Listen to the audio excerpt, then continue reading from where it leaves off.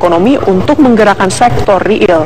Kebijakan tersebut mencakup urusan BBM, pangan, hingga penurunan kredit usaha. Kebijakan ini dilakukan untuk menahan laju pelambatan ekonomi yang terjadi akhir-akhir ini. Dan berikut pidato Presiden.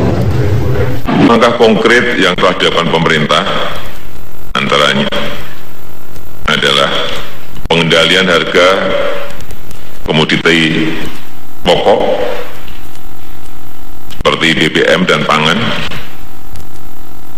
kemudian pembentukan tim evaluasi dan pengawasan realisasi anggaran, dan yang ketiga pembentukan badan pengelola dana perkebunan kelapa sawit untuk mendorong pemanfaatan biodiesel 15% sehingga dapat mengurangi impor BBM dan meningkatkan harga ekspor kelapa sawit. Pemerintah juga telah melakukan langkah-langkah untuk melindungi masyarakat dan menggerakkan ekonomi pedesaan dari melemahnya ekonomi nasional. Perlu kami sampaikan bahwa pemberdayaan usaha mikro dan kecil telah diberikan penyaluran kredit usaha rakyat dengan tingkat suku bunga yang rendah, yang dulunya 22-23% menjadi 12% yang disubsidi dari pemerintah.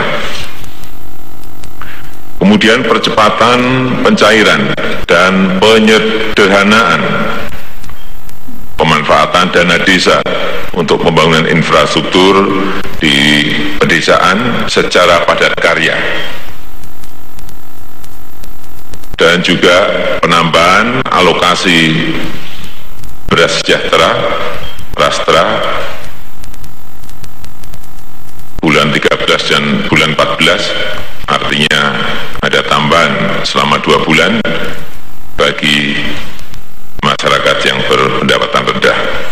Hari ini, PT Adikarya telah ditunjuk untuk melaksanakan pembangunan konstruksi LRT. Presiden Joko Widodo pagi tadi hadir di Taman Mini Indonesia Indah untuk meletakkan batu pertama sekaligus meresmikan pembangunan tahap pertama LRT. Rencananya pembangunan awal LRT akan dikerjakan 2 tahap, yakni fase 1A sepanjang 24,2 km membentang dari Cibubur Cawang hingga Duku Atas, dan fase 1B sepanjang 17,9 km dari Bekasi Timur Cawang hingga Duku Atas. Dengan didanai APBN, maka harga tiket untuk rute terjauh dari Cibubur hingga ke Duku Atas diperkirakan hanya sekitar Rp10.000 hingga Rp15.000. Harga tiket ini kemungkinan masih bisa turun jika mendapat subsidi dari pemerintah. Sedangkan operator atau pengelola LRT nantinya akan dilelang secara terbuka oleh pemerintah.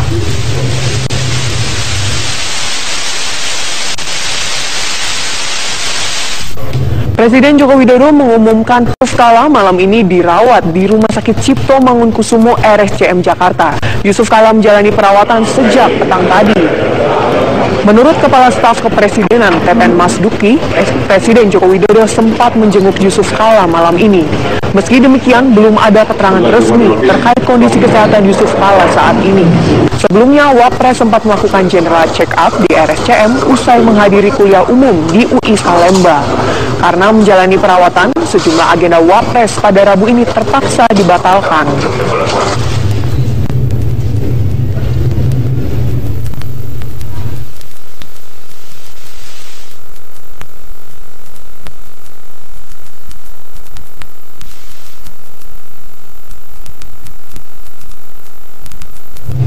Dan untuk mengetahui kondisi kesehatan Wakil Presiden Yusuf Kala, langsung kita bergabung dengan reporter TV One Ramlan Hakim yang sudah berada di RSCM. Ramlan, bagaimana perkembangan terbaru dari kondisi kesehatan Wapres Yusuf Kala? Silakan Ramlan.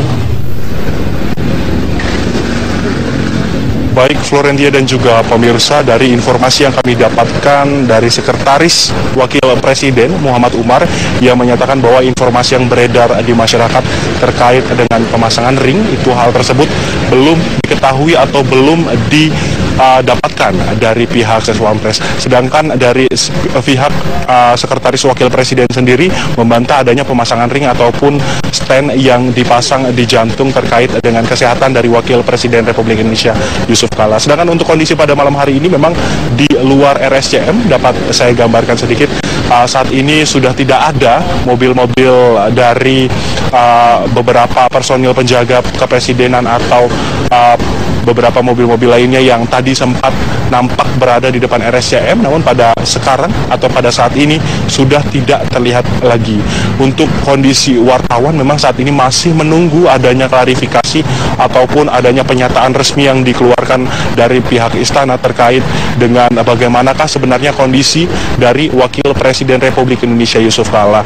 Memang informasi yang menyatakan bahwa Wakil Presiden Yusuf Kala harus menjalani istirahat total. Sedangkan untuk alasan apa ataupun sebenarnya alasan dokter mengapa meminta Wakil Presiden Yusuf Kala untuk menjalani istirahat total, hal tersebut belum terkonfirmasi.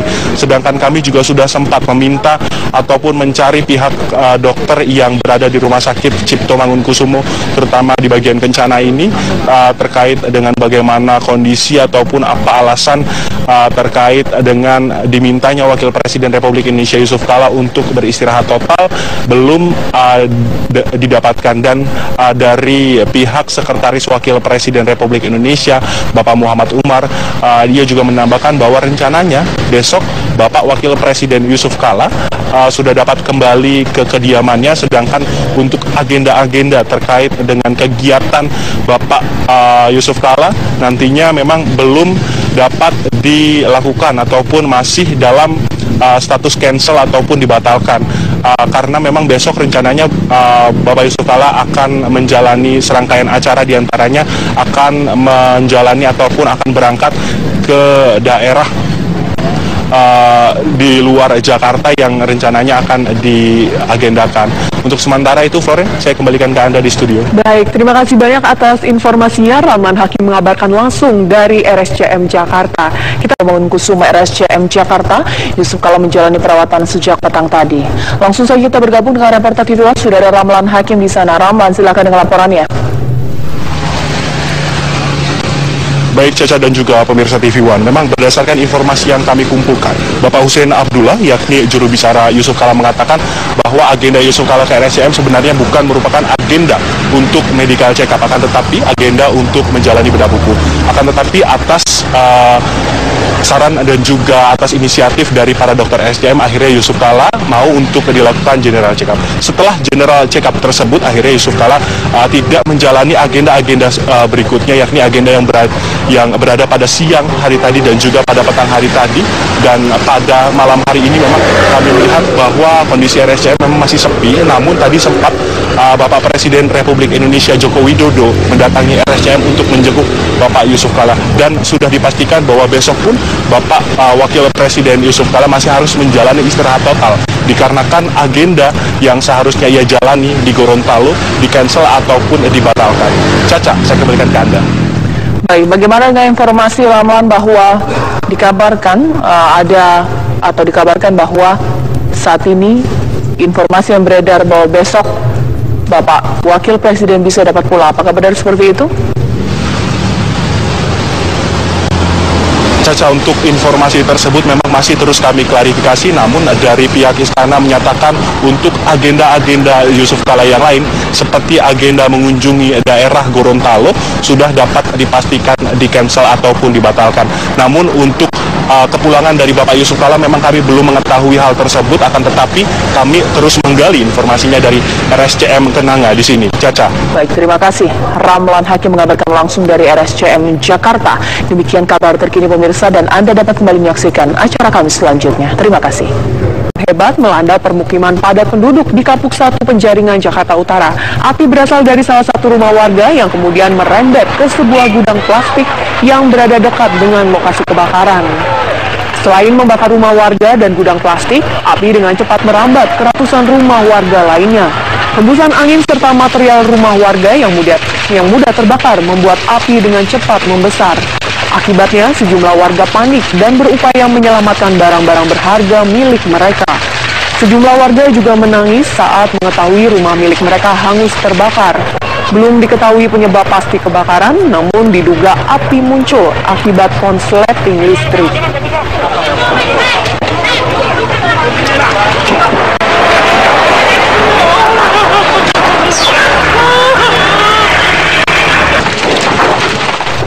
Puluhan kios yang saluran air di kawasan Mangga Besar, Taman Sari, Jakarta Barat, Rabu pagi dibongkar petugas. Pembongkaran dilakukan sebagai upaya normalisasi saluran air sepanjang 300 meter.